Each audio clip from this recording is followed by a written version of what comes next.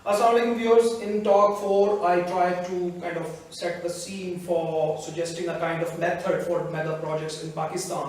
In today's talk, I will be presenting the Hishmanian point of view because all of my previous talks, they were predominantly based on Flabergian point of view.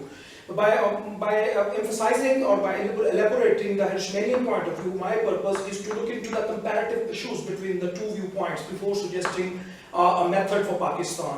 Flabergian point of view, it has been elaborated in detail in my talk 1, 2, 3 and 4, but today I'll be focusing more and more on Hishmanian point of view. Hishman is a well-known economist. He played a major role in the development of subjects like development economics, and his work in mega projects is widely appreciated all over the world. He basically, why he was so popular among the Western policy makers was the fact that he was basically an idealist. He would look into the positivity, he would look into the positive aspects of things, and he would look into the positive policy perspectives before initiating a mega project or before any kind of ambition. He was a great admirer of the concepts like luck. And that's why he came up with the idea of hiding hand principle. Hiding hand principle, by hiding hand principle, it suggests that, there is a hiding hand that can basically come to play its role in a benevolent manner for the success of ambitions, mega projects, and entrepreneurship that you ever take. So from that perspective, it is quite encouraging from his point of view that mega projects need to be started, and the problems and the issues and the challenges that are confronted after the initiation of such kind of mega projects, they will be handled partially by the hiding hand, by the so-called hiding hand under the hiding hand principle. From that perspective, escalating cost or the extending completion time or overestimation of benefits, that doesn't matter a lot because they are associated with those challenges that come with mega projects. Now, what does it mean? It means that the projects need to be initiated. Once those projects are initiated, it becomes comparatively it is a kind of paving the way towards innovation and creativity, because whenever problems come, challenges come, they basically are a panacea. They basically are a kind of way forward for really going into the innovative activities and creative activities. This is another viewpoint. Hishman, in one of his early works, he quoted an example from Pakistan. Pakistan's Karnataka paper mill. Pakistan Industrial Development Corporation established Karnataka paper mill back in 1953 with a cost of something like 67 million rupees. This was a huge entrepreneurship by the government of Pakistan, but soon after its initiation, soon after establishing the Karnataka paper mill, a very unprecedented black swan event, negative black swan event took place. What happened that the Chittagong bamboos, the bamboo supply from Chittagong forest, they stopped all of a sudden, and the reason was an unprecedented phenomena, the emergence of an unprecedented phenomenon which is called flowering of bamboos. This phenomenon is highly unprecedented. It takes place something like after 70 to 80 years, but it took place at that particular time. It hit the supply of the Karnataka paper mill. As a result, huge investments, they were all in danger.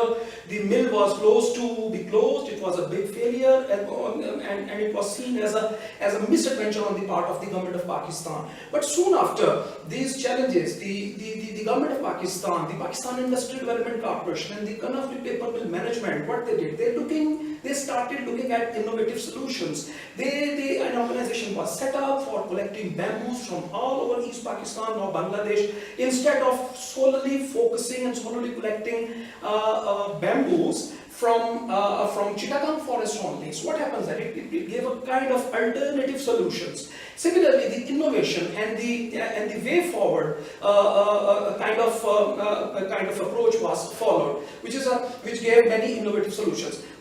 Then research and development activities were started, that when such kind of phenomena they take place, what kind of strategy needs to be adopted. From that point of view, many other methods were kind of researched where the flowering of the bamboo could be successfully handled. From that perspective, in the entire scenario, you can see that once you start a project, it is a kind of initiating a process where you would see challenges, where you would see difficulties, where you would find so many other issues. But the real But the real thing is to really start the project with confidence, with commitment, with kind of optimism, and the hiding hand would come to play its role benevolently, and that was the hiding hand principle, Hushmanian hiding hand principle. In case of Kanafli paper mill, this kind of hiding hand came to play its role. However, this hiding hand principle does not seem to come and help benevolently in all the time, because in case of Kalabagh Dam, in case of Iran-Pakistan gas pipeline project, one can't see any kind of hiding hand playing its role. So the point is that the Flebergian point of view and the Hushmanian point of view, they basically suggested the break-fix model that I discussed in talk 4, and then the front-end model. Front-end model is basically motivated by Fleberg's research, which is a kind of some people argue that it's a kind of pessimism, that you start the project right from the beginning and you really look into the project, seeing it in all possible directions. You want perfection in that project. It's not possible. But at the same time, if you look into the Hushmanian point of view, it suggests initiating projects. It says kickstart the projects in developing countries, because developing countries, they need physical capital. Once you have physical capital, you keep on moving and you add to your economic growth, but in a haphazard manner although. But the real thing is to kickstart the project, because in that way you would face many challenges, you will face problems, you will face cost escalations, you will say extension and completion time, but at the same time what will happen, you will have innovation, you will have way forward, where you will have new solutions, and in this way you will come up with a really clever projects. So this is the point of view. Now, in Pakistan's context, particularly when you talk about our mega projects, I mean Lahore Kidney Center, you look into Nandipur Power Project, you look into Neelam Jhelum project, and the Pakistan's projects where you can see cost escalations, and you could see that the completion time is really going beyond its set time. What is the solution? The solution, do we need to come to these two extremes? My point of view is that you need to take good points from the front-end solution and good points from the break-fix model, and come up with a midway solution. That midway solution is really important for developing countries like Pakistan. Flebergian model, in my view, it is quite good and applicable for developed countries, but for Pakistan, for developing countries, one really needs to focus on entrepreneurship, on investing in physical capital, on investing in technology, all those factors which according to all economic growth models are responsible for increasing economic growth. So I personally believe that Pakistan needs to kickstart mega projects with proper planning, taking all positive steps from front end planning, but at the same time Pakistan must carry on with optimism. Pakistan must carry on with positivity and kind of commitment that is necessary for initiating and kickstarting mega projects. Failing which, what will happen? That no project will ever be initiated if we kind of fundamentally start following one viewpoint, like the Flebergian point of view, because that is like pessimism in my view. But I'm not saying that it's not good, or I'm not saying that it's not research. It is a well-researched method, but the point is that we cannot have perfect solutions. This is a world of disorders. This is a world full of difficulties. This is a world full of challenges. You cannot have ideal world where you could go and on one beautiful morning you start a mega project and you get it built.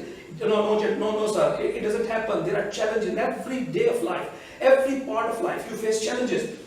Therefore, mega projects challenges, they will always be there. Whatever is the planning, I mean, even if you apply front-end planning in the best possible manner, even then challenges would be there. So the solution is to really look into the positive aspects, the creativity, the innovation, and the associated research and development activities that will take place by kickstarting the mega projects. These are the real issues which really need focus, which really needs our focused attention. From that perspective, I would say that mega projects in Pakistan, the method to curb the escalated costs and completion times, they really need smart solutions. By that I mean, do not stop making mega projects, but at the same time come down to a level when you start front-end solution, do not follow them religiously. Do not follow them religiously, because that is one extreme where that drives motivation from practical wisdom. Practical wisdom is always good, but at the same time we need to be looking into the other positive aspects as well. Thank you very much for your kind attention.